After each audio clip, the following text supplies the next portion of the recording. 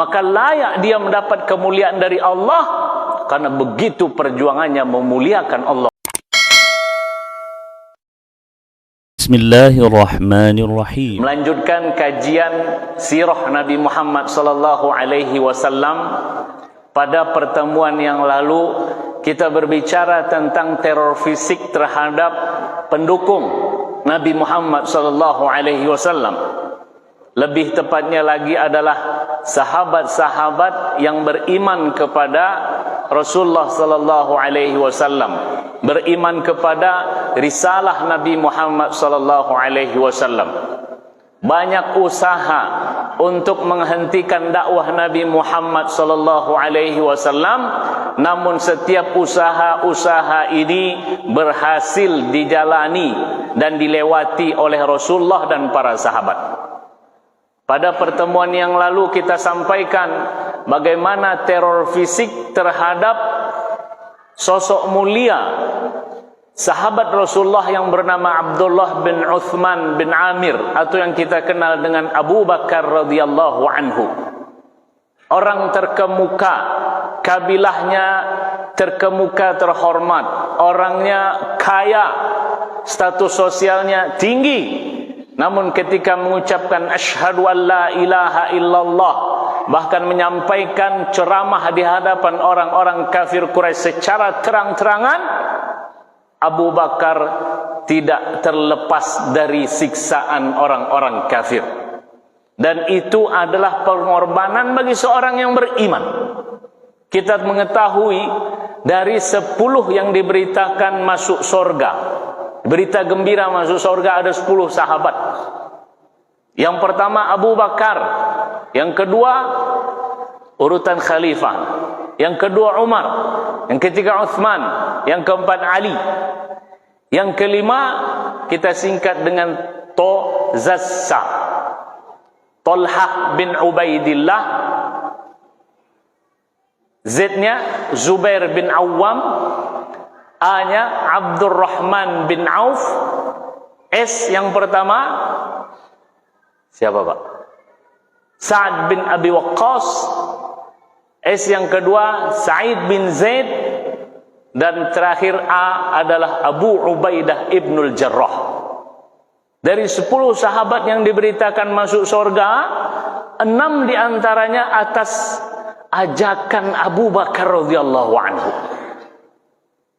yaitu Talha bin Ubaidillah, Az-Zubair ibn Awam, Abdurrahman bin Auf, Sa'ad bin Abi Waqqas, Abu Ubaidah ibnul Jarrah, dan satu lagi, salah satu daripada khalifah yang kita kenal dengan Uthman bin Affan. Masya Allah, satu orang saja kita menjadi penyebab dia masuk Islam, mendapatkan hidayah, itu lebih baik daripada langit bumi dan seisinya, lebih baik dari tempat yang disinari oleh matahari. Bagaimana dengan 6 orang sahabat, dan 6 orang sahabat yang merupakan sahabat-sahabat kaliber Rasulullah sallallahu alaihi wasallam.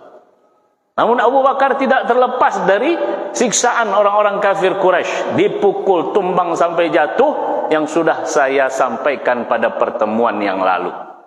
Maka pertemuan malam hari ini saya sampaikan tentang sahabat Rasulullah sallallahu alaihi wasallam yang tidak punya kabilah yang akan menjaganya. Kalau Abu Bakar punya kabilah Tayyim, kabilah terhormat, terkemuka, yang akan membela dia, yang akan menjaganya, walaupun kena juga. Sementara sahabat yang akan saya sampaikan ini tidak ada kabilahnya yang akan membela. Status sosialnya paling rendah, karena dia adalah seorang hamba sahaya, seorang budak. Siapakah dia? Bilal bin Rabah. Tak ada di antara kita yang tidak mengenal Bilal bin Rabah. Bahkan namanya di setiap musola masjid surau ada. Siapa Bilal masjid ini? Dan Bilal sudah tidak ada. Namun bagi orang Indonesia yang melantunkan azan, Bilal, Allah muliakan namanya, karena dia, sahabat kita ini, memuliakan Allah subhanahu wa ta'ala. maka layak dia mendapat kemuliaan dari Allah, karena begitu perjuangannya memuliakan Allah Subhanahu wa taala, yang insyaallah akan kita sampaikan pada malam hari ini. Sahabat ini bernama Bilal bin Rabah. Orang kafir Quraisy berusaha dakwah Rasulullah ini biar tidak dilanjutkan oleh Rasulullah, kita siksalah pendukungnya.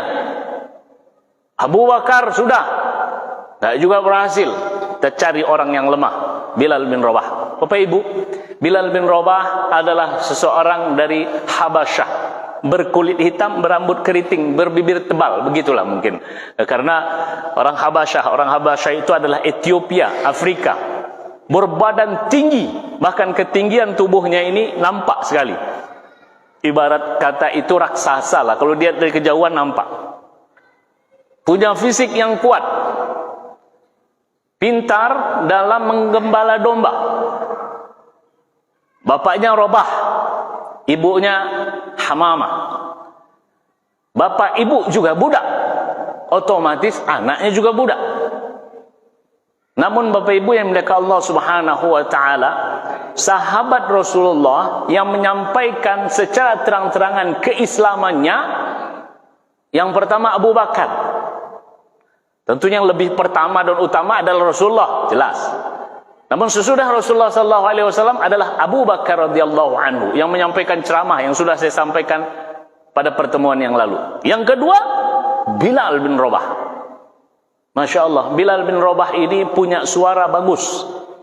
Sehingga suatu ketika masa Rasulullah sudah berada di kota Madinah saat membangun masjid, ada seorang sahabat yang bermimpi bagaimana cara mengajak orang, menyuruh orang untuk sholat. Maka dia bermimpi disampaikan kepada Rasulullah. Rasulullah kemudian menyampaikan kepada sahabat ini, laqin Bilalan fa innahu anda sautan minka. Ajarkan Bilal. Allahu Akbar, Allahu Akbar, Allahu Akbar, Allahu Akbar. Ajarkan Bilal. Sesungguhnya Bilal punya suara yang lembut, bagus. Jadi Bilal bin Rabah dikenal dengan suara yang bagus. Namun, ini karakter bagus yang dimiliki oleh Bilal bin Rabah. Dia tidak suka dipuji.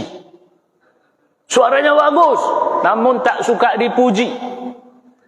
Dia punya, tapi tak suka dipuji. Ada orang modelnya tak punya, tapi suka dipuji. Ya, dia ingin dipuji sesuatu yang dia tidak lakukan. Ada nggak model orang seperti itu? Ada. Bilal bin Rabah, suaranya bagus, tapi tak suka dipuji. Kalau ada orang yang memujinya, dia katakan, kuntu abdan habasyian. Kalau ada yang memuji, dia akan mengingatkan dirinya sendiri dan kepada orang lain, saya adalah seorang hamba dari Habasyah, seorang hamba, merendahkan dirinya, tidak mau dipuji dan tidak suka dipuji. Nah, Bilal bin Rabah, Bapak Ibu yang dimuliakan Allah Subhanahu wa taala, masuk Islam ketika Rasulullah SAW bersama Abu Bakar di salah satu tempat yang agak tersembunyi, melihat Bilal bin Rabah sedang menggembala domba. Saat itu Rasulullah dan Abu Bakar datang mendekati Bilal dan mengajarkan kepada Bilal tentang Islam dan memperkenalkan kepada Bilal bahwasanya saya, kata Rasulullah, adalah utusan Allah. Bilal mendengar tentang Muhammad SAW yang pada pertemuan-pertemuan lalu saya sampaikan bahwasanya Muhammad dikatakan gila, Muhammad dikatakan penyair, Muhammad dikatakan tukang sihir, Muhammad dikatakan dukun. Dan pembesar-pembesar Quraisy itu menyampaikan hal tersebut dan didengar oleh Bilal. Bilal bin Rabah punya tuan namanya Abdullah bin Jadda'an. Punya budak jumlahnya 100 orang. Di antara 100 ini, satu namanya Bilal bin Rabah.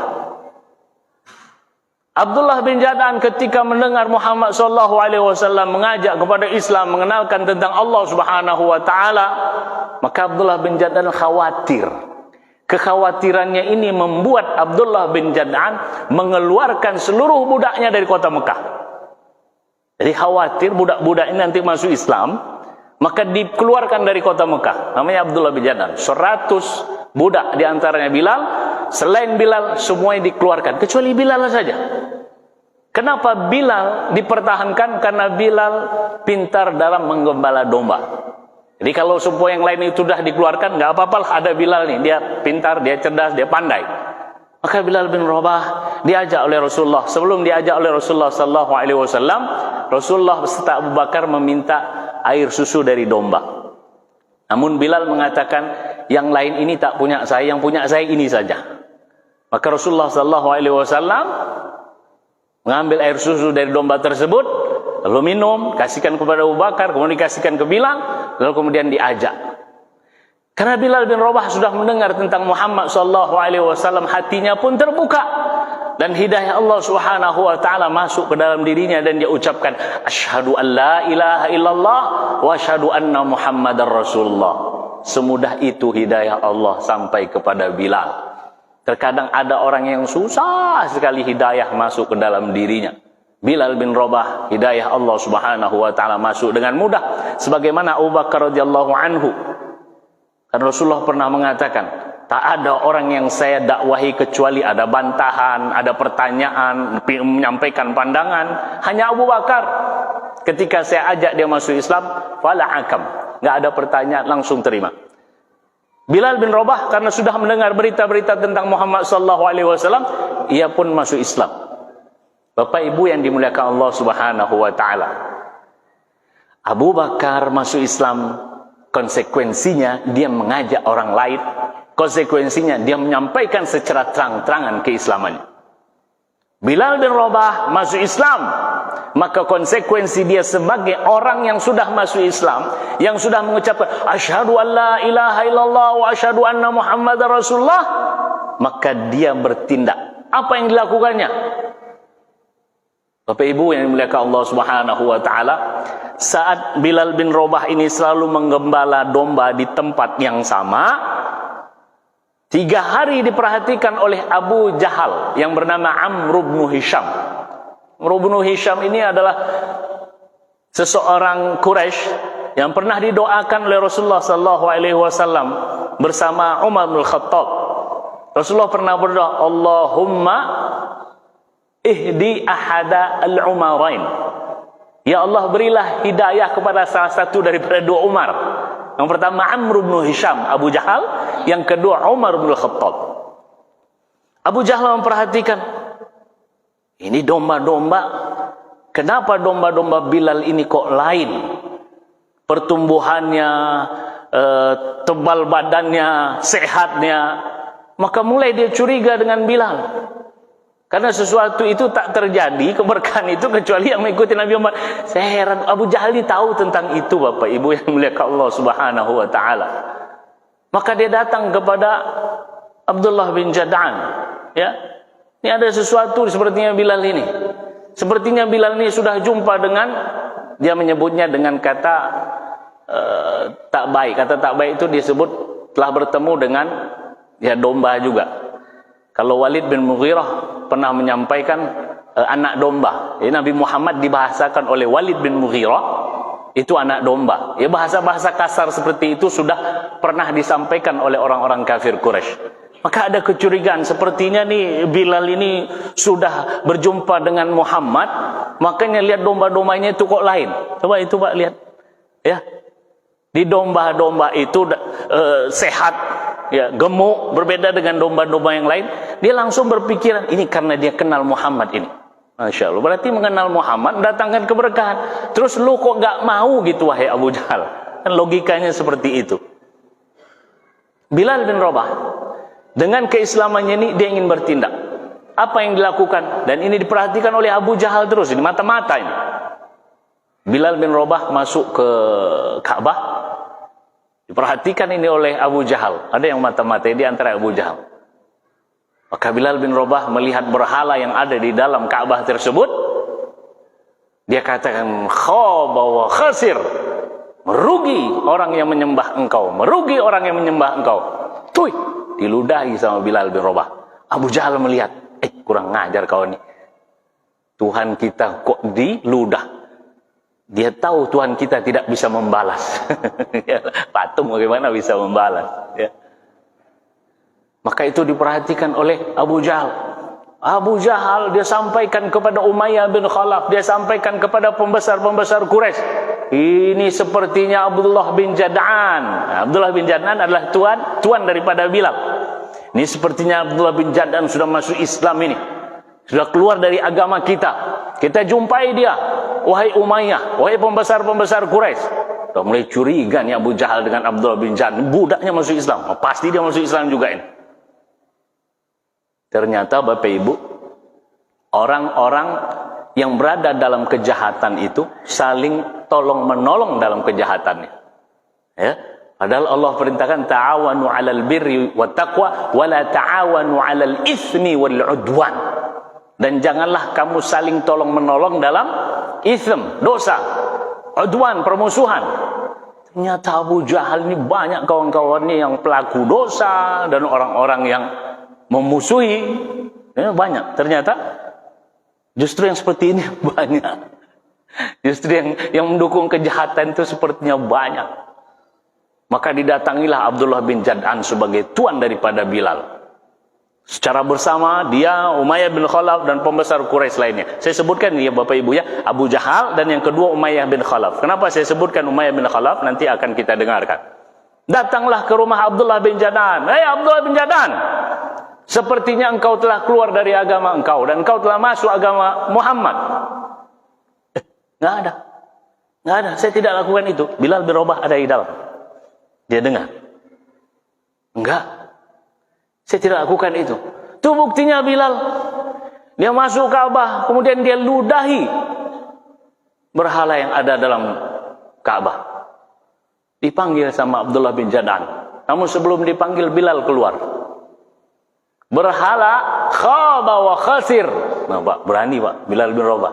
Dari seorang budak yang selalu diperlakukan tidak adil, yang selalu diperlakukan kasar, yang selalu disuruh-suruh. Ketika sudah masuk keimanan dalam dirinya, nggak takut Abu Jahal. 1000 Abu Jahal pun nggak takut itu Bilal sudah. Karena asyhadu an la ilaha illallah, aku bersaksi bahwasanya tidak ada Tuhan selain Allah. Allah Maha Besar. Itu telah menanamkan di dalam dirinya dan bentuk dirinya besar di hadapan orang kafir, walaupun sehebat Abu Jahal. Maka dia jumpai Abu Jahal, dia jumpai Abdullah bin Jad'an tuannya, dia jumpai Umayyah bin Khalaf. Khaba wa khasir. Merugi orang yang menyembah berhala. Asyhadu an la ilaha illallah, inni aslamtu. Saya sudah masuk Islam, saya sudah masuk agama Muhammad. Terang-terangan ini Pak, ini yang saya sebut terang-terangan itu. Asyhadu an la ilaha illallah wa asyhadu anna Muhammadar Rasulullah, di hadapan Abu Jahal, di hadapan Umayyah, di hadapan tuannya Abdullah bin Jad'an. Berani dia.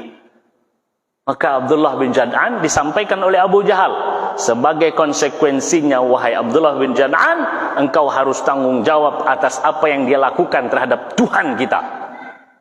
Maka Abdullah bin Jad'an sebagai tuan Bilal mengatakan, sudah, Bilal ini saya serahkan kepada Umayyah bin Khalaf. Ambil ajalah dia. Budak itu kalau dibebaskan harus dengan dibayar. Ya, kalau dulu mungkin dinar atau dirham. Kalau sekarang dengan rupiah. Dulu harus dibayar baru dibebaskan. Namun ketika Abu Jahal mengatakan konsekuensinya engkau harus bertanggung jawab atas apa yang dilakukan, udahlah ambil aja lah ini. Maka diserahkanlah Bilal ke Umayyah bin Khalaf. Pindah tuan Bilal dari Abdullah bin Jad'an ke Umayyah bin Khalaf. Maka apa kata Umayyah bin Khalaf? Tak akan terbit matahari besok kecuali dia sudah keluar dari agamanya atau dia mati. Ngeri Umayyah bin Khalaf ini, penjahat yang pernah didoakan oleh Rasulullah SAW, dan saya sudah sampaikan ketika Rasulullah sujud diletakkan kotoran binatang di pundak Rasulullah. Rasulullah pernah menyebutkan dalam doanya, Allahumma alaika bi Amr bin Hisham. Kalau mengikuti kaidah bahasa Arab, Allahumma alaika bi Amr bin Hisham, Allahumma alaika bi Utbah, bi Syaibah, bi Umayyah, bi Uqbah. Ini Qutbah. Ini nama-nama yang disebut oleh Rasulullah SAW, yang semuanya itu mati, kata Abdullah ibnu Mas'ud, pada perang Badar. Maka Bapak Ibu yang dimuliakan Allah Subhanahu wa taala, itu statement dari Umayyah bin Khalaf, tak akan terbit matahari besok kecuali dia telah keluar dari agamanya atau dia mati. Ini ungkapan mendahului kehendak Allah Subhanahu wa taala. Ya kan? Bisakah dia membunuh Bilal? Yang membuat seorang mati hidup itu siapa? Allah. Namun karena sombong dan karena amarah yang tak ada dasar, karena tuannya diludah, akhirnya dia, dan kemudian Bilal bin Rabah dengan terang-terangan mengatakan asyhadu an la ilaha illallah, mengucapkan syahadah saya, dia hazab. Bagaimana ceramah? Dan itu dilakukan oleh Abu Bakar radhiyallahu anhu. Dan nanti kita akan mendengarkan seorang sahabat tidak hanya mengucapkan syahadah, dia akan melakukan sesuatu yang nanti insyaallah malam ini juga kita sampaikan. Maka Bilal bin Rabah ditegaskan oleh Umayyah bin Khalaf akan keluar dari agamanya atau dia mati. Bapak Ibu yang dimuliakan Allah Subhanahu wa taala, dari mulai pindah tuan dari Abdullah bin Jad'an ke Umayyah bin Khalaf, maka Umayyah bin Khalaf mulai menyiksa Bilal bin Rabah. Jadi yang menyiksa itu dan yang menyuruh untuk menyiksa tuannya sendiri, yaitu Umayyah bin Khalaf. Kenapa? Karena Bilal mengucapkan asyhadu an la ilaha illallah wa asyhadu anna Muhammadar Rasulullah. Rasulullah pernah akan dipukul oleh pembesar-pembesar Quraisy ketika mereka berbicara, ini Muhammad telah menjelekkan Tuhan kita, telah menjelekkan ibadah kita, telah macam-macam. Kemudian Rasulullah lewat, mereka tegak bersama dan mukul Rasulullah. Abu Bakar menjaga dan mempertahankan Rasulullah sambil berkata, ataqtuluna rajulan ayyaqula rabbi Allah, apakah kalian akan membunuh seorang yang mengatakan Tuhanku adalah Allah? Maka Bilal bin Rabah mengatakan asyhadu. Mulai penyiksaan, Pak, Bapak Ibu yang dimuliakan Allah Subhanahu wa taala. Penyiksaan yang kalau itu terjadi pada salah satu dari kita akan mengambil keringanan.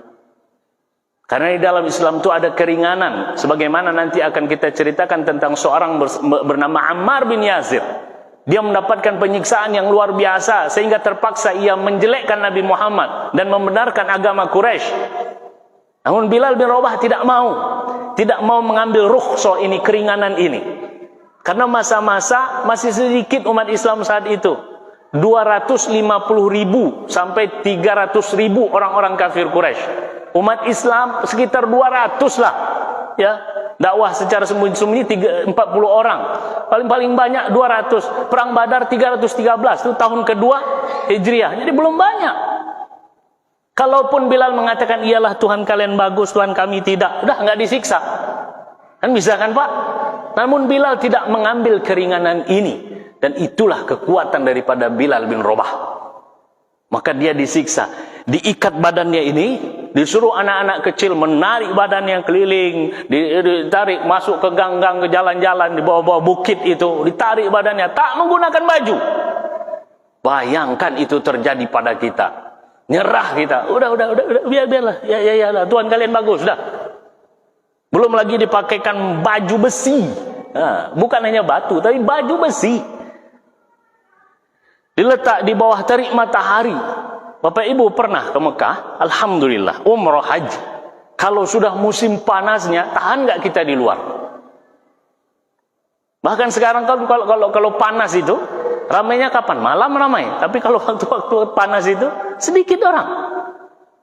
Bayangkan Bilal bin Rabah tidak hanya tegak, namun dipakaikan baju besi, lalu dijemur di bawah terik matahari.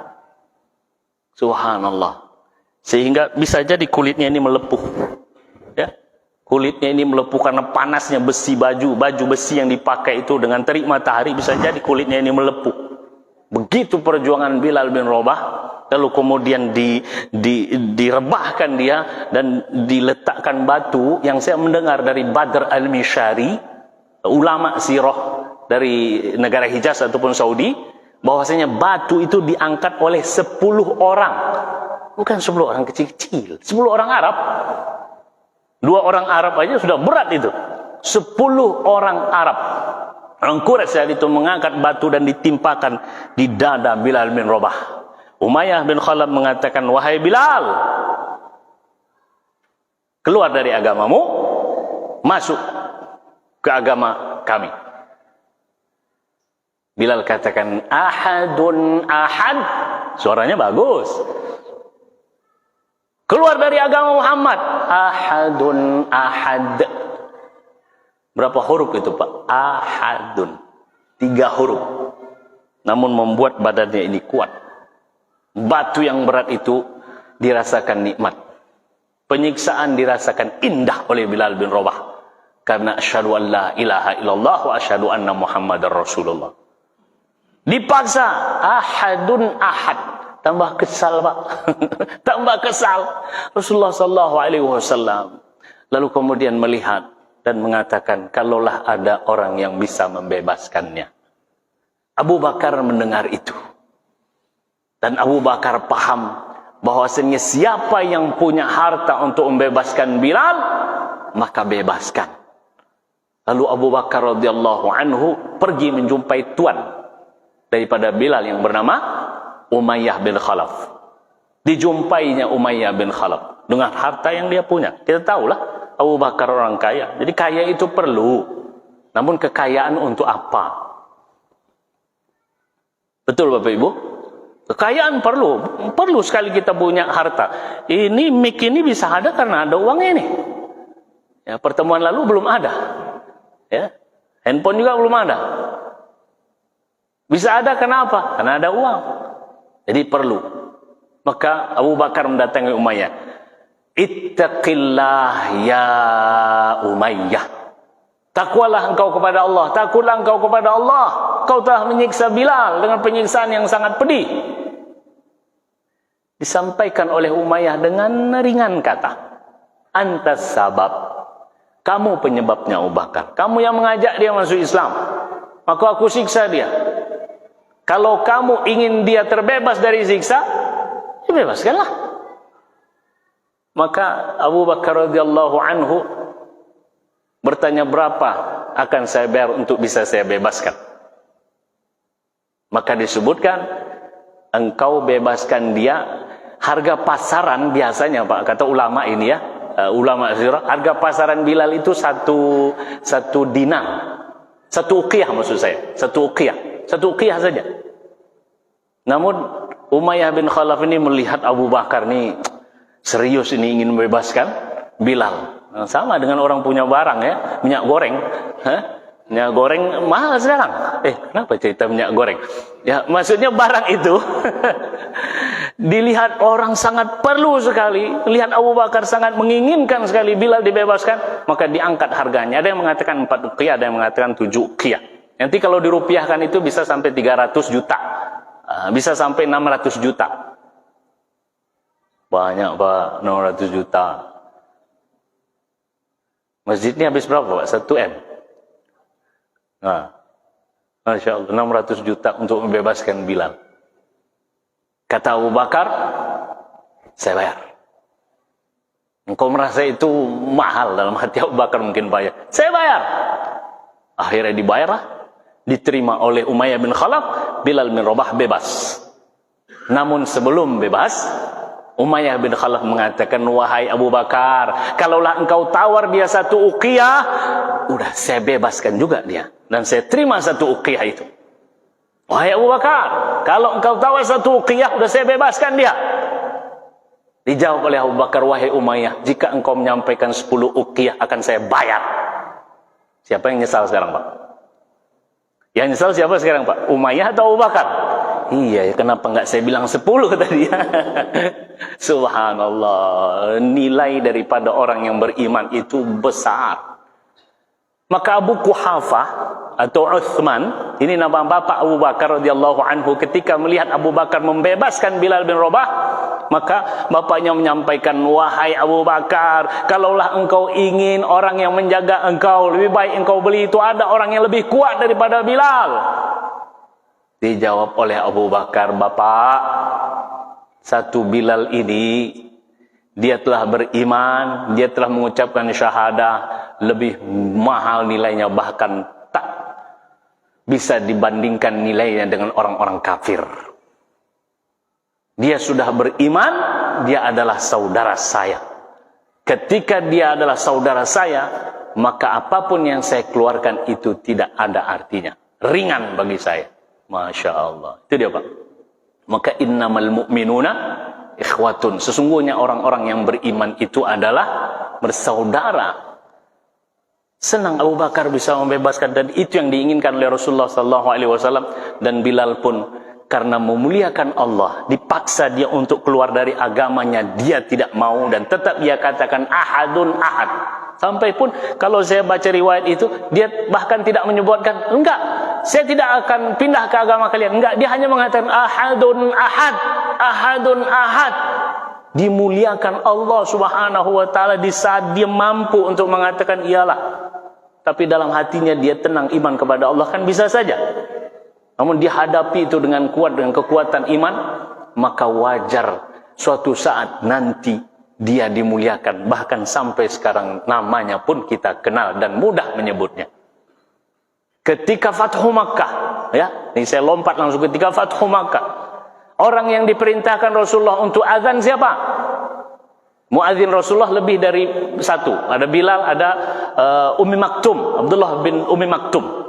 Itu termasuk muadzin Rasulullah SAW. Ketika Fathu Makkah, Bilal bin Rabah diminta oleh Rasulullah, naiklah Ka'bah dan azan. Saya dengar ini merinding Pak dari seorang tokoh sirah Arab Saudi. Ka'bah adalah tempat mulia di atas muka bumi ini. Namun Allah ingin memuliakan sosok yang memuliakan Allah. Sehingga Rasulullah minta kepada Bilal untuk berdiri di atas Ka'bah. Berarti Bilal lebih mulia daripada Ka'bah. Tidak disuruh azan, kan bisa saja di bawah atau di tempat yang lebih tinggi, di sofa. Sofa adalah salah satu tempat yang tinggi. Rasulullah SAW pernah waktu dakwah secara terang-terangan itu naik sofa, itu tempat yang tinggi. Namun Rasulullah meminta kepada Bilal untuk naik Ka'bah. Ka'bah dimuliakan, namun engkau lebih dimuliakan Allah Subhanahu wa taala. Merinding saya ketika mendengar itu.